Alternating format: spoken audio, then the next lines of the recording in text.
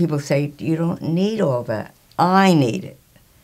I need to hear the scriptures and have them meaningful. They sound so simple. There's nothing simple about them. They're very profound. I had grown up with a great deal of anti-Semitism in my town. Remember, I was a teenager during World War II. So we spent first those 2 years in an orphanage. And it was a very, very scarring experience. My brother never got over it. I was stronger, so I got over that. But what it did was make me very self-reliant. I never thought I'd go to college. We didn't have any money, but I had to work my way through. And when I got through college, with my BA, I had a major in psychology and a minor in sociology, and they said, what can you do? I said, I can type. They said, we have a job for you. So that's what I did, type. But I did end up with really fun jobs. You know, I worked as a guide in NBC and met all the movie stars. I never see anything on the old movies that I haven't met these people in person. So I had a fun job, but there's this emptiness, absolute emptiness. I said, I'm just making up this thing from day to day instead of living it.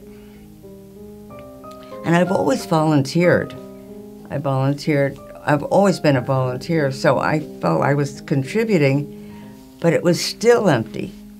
And then they were calling for teachers because of the baby boom had come in at that time, and they needed people who had BA degrees, but no education credits. I had friends who had gotten their doctorates, and I'm very competitive, so I said, I think I can do that.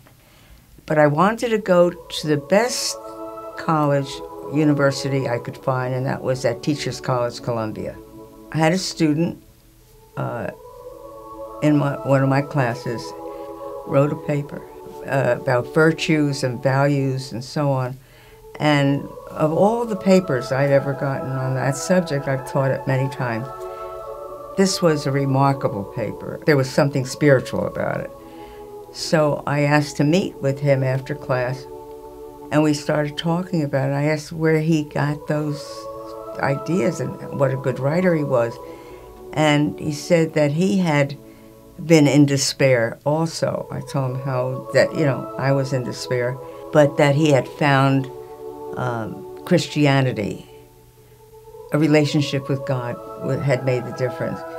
Now, that's all he said. He didn't preach or anything, he just said it. So I was very interested. I said, do you have anything that would help me? He came to my house and gave me a lot of sermons. He put them on my computer. It was a loving, unselfish, comforting. And I said I wanted to be part of whatever he was part of. So that's when I asked to come to the church. But it was through that paper and our friendship, and we still have that very solid friendship. I had to find out what he knew. So I thought, at my age, who wants to be with an old lady? And I find this 34-year-old brought me to a whole world.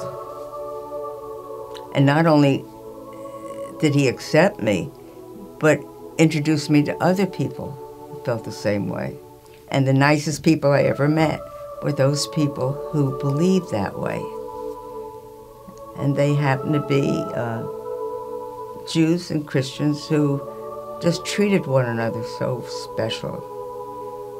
And I couldn't get over that in this material world that there were people like that.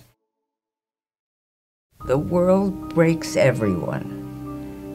If Christ gave us his glory, how can we ever not feel healed from it? You know, if you're with him, if you trust him, you've got to feel that he's healing you, even though we don't deserve it. You know, it's very personal. He's my friend, and I feel his love, and I feel that he is my strength, and he helps me. in my broken places. And I feel that he's always going to be there for me, and I don't get depressed anymore. I feel that this is God's gift of love to me. It's His grace. His grace.